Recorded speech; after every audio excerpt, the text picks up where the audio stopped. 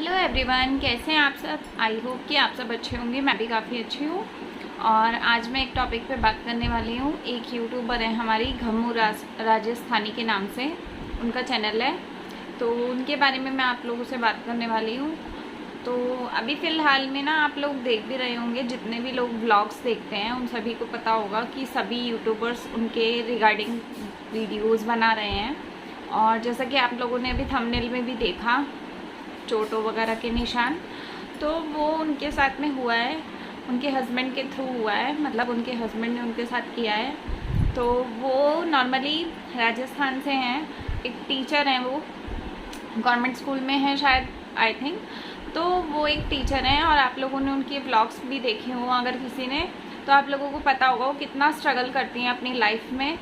तो उनके जो हस्बैंड हैं उनके साथ मारपीट करते हैं, डोमेस्टिक वायलेंस करते हैं, काफ़ी ज़्यादा लड़ाई झगड़े उन लोगों के घर में हो रहे हैं। तो वो सारी वीडियोस उन्होंने काफ़ी ज़्यादा वीडियोस शेयर भी की हैं। उन्होंने अपना मकान भी लिया था, जो ईएमआई पे लिया था लोन लेकर, और उसकी ईएमआई भी भरने को उनके हस्बैंड रेडी नहीं है। और सारा खर्चा वो घर का भी खुद ही करती हैं। उनके 2 बच्चे हैं, उनका खर्चा भी वही करती हैं। तो उनके हस्बैंड जो हैं वो दारू पीकर और अपने फ्रेंड्स को घर में लाकर और अपने फ्रेंड से और खुद भी अपनी बीवी के ऊपर मतलब मारपीट करते हैं काफ़ी ज़्यादा, बहुत ज़्यादा उनका मारपीट है, बहुत कुछ है। और अभी वो नॉर्मली व्लॉग्स वगैरह बनाती हैं। तो यार मतलब एक मारना भी एक लिमिट होती है कि एक इंसान को इतना मार रहे हो आप कि उसकी शक्ल पे पूरे दिखाई दे रहा है कि आपने उसके साथ क्या क्या किया है। और उसके बाद भी उनकी ना कोई हेल्प नहीं कर रहा है। मतलब उन्होंने काफ़ी ज़्यादा पुलिस वगैरह में भी बोल गई हैं। अभी उन्होंने व्लॉग्स में अपने दिखाया और बताया भी है उन्होंने सारी वीडियोस में कि वो पुलिस वगैरह के पास भी गई हैं, पर उधर ना क्या होता है, वो पागल बना के उनको भेज देते हैं। और आजकल ना होता भी ऐसा है कि अगर कोई लड़की बात करती है तो अगर उसका बैक अगर उसका अच्छा होगा, अगर आपको मतलब समझ में आ रहा होगा। और कई बार क्या करते हैं लड़के, ऐसा भी करते हैं कि पहले तो गलती करते हैं, उसके बाद वो लड़के ना मतलब पुलिस वालों को भी बेवकूफ़ बना देते हैं कि ये फालतू बोल रही है, ये ऐसे बोल रही है, वैसे बोल रही है करके बात ख़त्म करने की कोशिश करते हैं। उस टाइम पे नॉर्मल हो जाते हैं जब तक पुलिस वालों के पास होते हैं। उसके बाद घर में आके फिर से वही शेर बन जाते हैं वो लोग। तो यही सब इन्हीं की लाइफ में चल रहा है। जब से इनकी शादी हुई है तब से यही सब चल रहा है। तो ये सब चलते चलते चलते अभी इतना ज़्यादा हो गया है कि मतलब उस इंसान के साथ रहना भी उनका बहुत ज़्यादा मुश्किल हो रहा है। तो अभी वो अकेले रह रही हैं रेंट पे। तो 5 दिन तक वो एक संस्था में भी रही हैं अपने बच्चों को मतलब साथ में।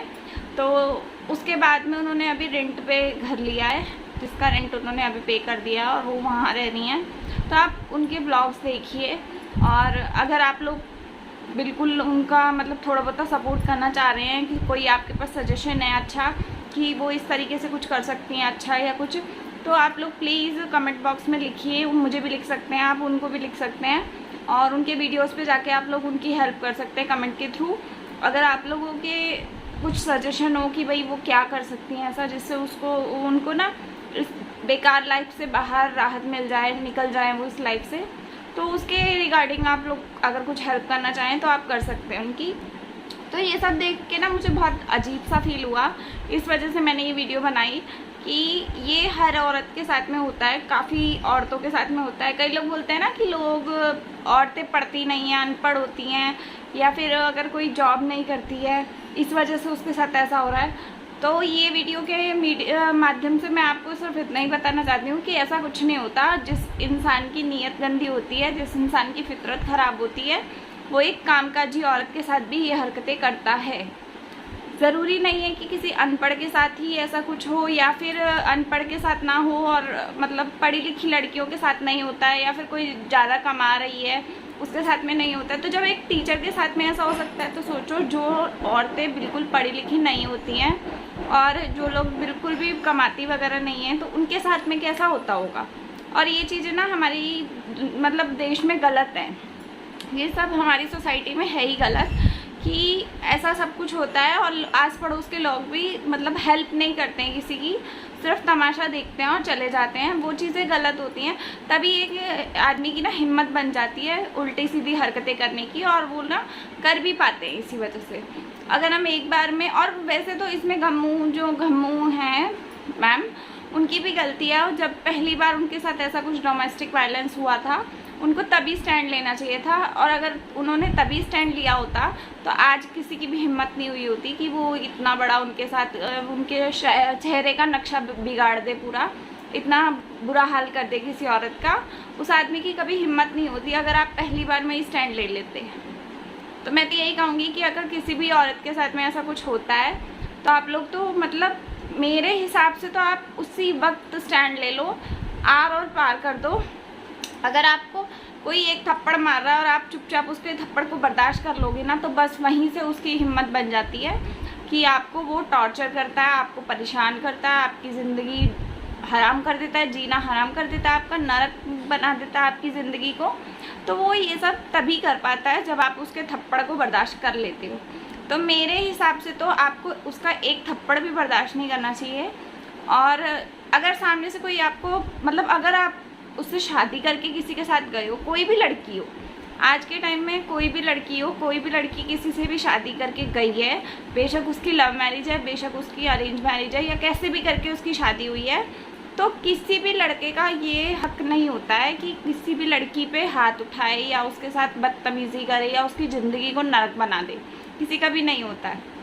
अगर आप नरक बनाते हो ना अपनी लाइफ को, तो वो आप खुद बनाते हो, क्योंकि आप स्टैंड नहीं लेते हो। कोई सामने वाला आपके ऊपर जुल्म कर रहा है और आप उसको बर्दाश्त कर रहे हो, तो इसका मतलब ये है कि आप उसको अपनी कमज़ोरी दिखा रहे हो और उसकी हिम्मत बन जाती है इस चीज़ से कि वो आपके ऊपर ना एक दो चीज़ें और कर पाए। तो इसलिए मेरे हिसाब से तो यही है। मैं अभी बाकी लोगों को भी यही सजेशन दूंगी कि अगर बाई चांस किसी के साथ ऐसा कुछ होता है तो प्लीज़ पहली बार में ही स्टैंड ले लो। जब आप पहले थप्पड़ पे ही स्टैंड ले लोगे ना, तो किसी की हिम्मत ही नहीं होगी कि वो आपके ऊपर और कुछ कर पाए। और अगर बाई चांस आप स्टैंड नहीं लेते हो तो फिर उसकी आदत बन जाएगी वो, कि एक बार सामने वाले ने कुछ बोला नहीं तो उसके ऊपर और एक्शन ले लो, मतलब और कुछ कर दो। दूसरी बार भी वो कुछ नहीं बोलेगा तो और उसके साथ जुल्म करो। तो ये फिर उसकी एक हैबिट बन जाएगी और वो फिर पूरी लाइफ टाइम तक चलता रहेगा जब तक आप उस इंसान के साथ रहोगे। अदरवाइज आपको उस इंसान को छोड़ना पड़ेगा। तो जैसे गम्मू जी का अभी है ये जो भी मतलब चल रहा है इनकी लाइफ में, तो इनके हिसाब से तो अभी ये है कि इनको इनके हस्बैंड के साथ में नहीं रहना है, तो ये अलग होना चाहती हैं। और जहाँ तक देखा जाए ना, तो इनके हस्बैंड को भी शर्म नहीं आ रही है कि एक अकेली औरत बच्चों का खर्चा चला रही है, घर चला रही है, उसके बाद घर की EMI दे रही है। और वो EMI उतरने के बाद में भी वो घर जब मतलब अलग बांटे जाएंगे, घर का बंटवारा होगा, तब भी दो हिस्सों में तो कम से कम बटेगा ही कि हस्बैंड वाइफ का है। और दिया आपने कुछ नहीं और लेने के लिए आप हक दिखाओगे उस वक्त। तो इससे अच्छा है ना कि आप क्यों ऐसे हरकतें करते हो। और दारू की वजह से सिर्फ इतना सब कुछ कर रहे हैं वो लोग। मतलब कोई इंसान की लाइफ इतनी अच्छी चल रही होती है ना, पर फिर भी कई लोगों को ना चर्बी चढ़ जाती है, तो वो हिसाब इनकी लाइफ में हो रहा है। तो मैं आप लोगों से यही बोलना चाहती हूँ कि प्लीज़ उनकी हेल्प कीजिए। अगर आप लोग कोई भी किसी भी तरीके से किसी का कोई लिंक हो कि कुछ कर पाएँ वो, जिससे मतलब उनको कोई सजेशन दो जिससे कि वो कुछ कर पाएँ अपनी लाइफ में। अभी जिस मोड़ पे वो खड़ी हैं उस टाइम पे उनकी हेल्प हमें करनी चाहिए।